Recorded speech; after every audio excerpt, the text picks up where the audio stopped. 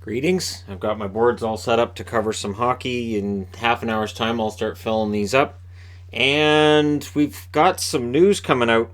So, Ilya Kovalchuk has 9 points in 17 games this year. He's a minus 10. He's played 897 games in his career, 859 points in those 897 games. He's currently 36 years of age. Now, what's being reported by Elliot Friedman, and give credit where credit is due. There's word this afternoon LA's informed Ilya Kovalchuk he'll be out of the lineup for the foreseeable future. He is welcome to practice with the club but will not be playing. Obviously, there's more details to come. They're not trading him.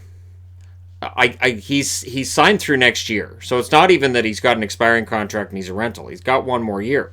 He has a no movement clause. So the speculation honestly becomes, are they wanting him to just go? And I agree with, and I was watching Tim and Sid talk about this, Mark Spector as well. The idea that this is probably McClellan saying this team doesn't work. And it may very well be the LA Kings looking at the cap hit, which is $6.25 million, and saying, sheesh, we can't be paying this for a guy who's not producing. Of his 9 points this year, if you want to look and say, oh, well, he's producing pretty well. No. Most of that was in the first 3 or 4 games of the year. I remember he started really hot, and I said, yeah, he looks pretty good right now, but he started pretty well last year too. And here we are. The Kings have some problems. They have a team that's older, and it's paid pretty well. This is what happens. You have teams that are really successful in Chicago and LA. Everybody gets their big contracts, and then you're stuck with those big contracts. You've still got the salary cap. A lot of these guys get no movement clauses.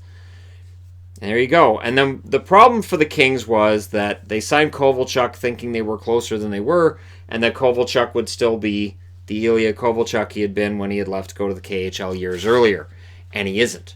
And so for Kovalchuk, it's a tough situation. Does he sign in the KHL? And if he signs in the KHL, if he says, fine, they don't want me here, I'm fine, I'm out of here, and he goes to the KHL, do they get cap relief then? Does the NHL come in and say, all right, and is this just a Kovalchuk thing where teams are going to be like, NHL, can we get out from under this contract? The NHL's like, again with the Kovalchuk. We dealt with this years ago. What is it with the Kovalchuk? So if you have a hankering for a Kings jersey with Kovalchuk's number on the back and his name, you might be able to get one cheap, like I got a Devils one with Kovalchuk's number and name on the back. So Ilya Kovalchuk. The one thing that I do wonder with all of this is, does this diminish his chances of eventually reaching the Hall of Fame if he is twice to leave the NHL? The first time because he just didn't want to be in Jersey or whatever the reason. I'm going home. And then this second time it's LA saying, yeah. And again, there's been talk over the years that he is a very talented player who may not be the most coachable. That whole playing at both ends of the ice, and you know, maybe he's like that. So we'll see where this ends up. What do you guys think? Do you think anybody could come forward and say, we'll take that contract if? Because again, remember, you have to pay that $6.25 million next year too. So it's not just a matter of finding a trading partner, and then with that whole clause in the contract, he has to be like, yeah, okay, I'll go.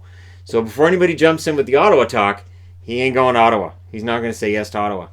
As much as he probably wants to play, I can't see it being Ottawa. The idea was going to the Kings, I'm getting a chance at the Cup. Nope. And now the Kings are telling him, you want to come hang out at the rink? You can. You can bring your equipment, but you're not gonna be playing. And the fact that they've come out and said for the foreseeable future means even if there was an injury tonight, even if let's say Jeff Carter got hurt or something happened tonight, he's not playing. So let me know what you guys think in the comment section below, as always, especially Kings fans. How do you feel about this, pulling him out of the lineup? Who do you think gets to step up? I'm a fan of Amadio and Iafallo, and hopefully one of them can be the one that steps up. But let me know your thoughts. Hit like and subscribe if you're browsing your way through. You just happened upon this video, and hey, we've got hockey starting in about half an hour, and we'll see how the Kings do tonight against the Wild without Ilya in their lineup. Thank you guys so much for watching. Hit like and subscribe if you're browsing your way through. You just happened upon this video. I will talk to you again soon.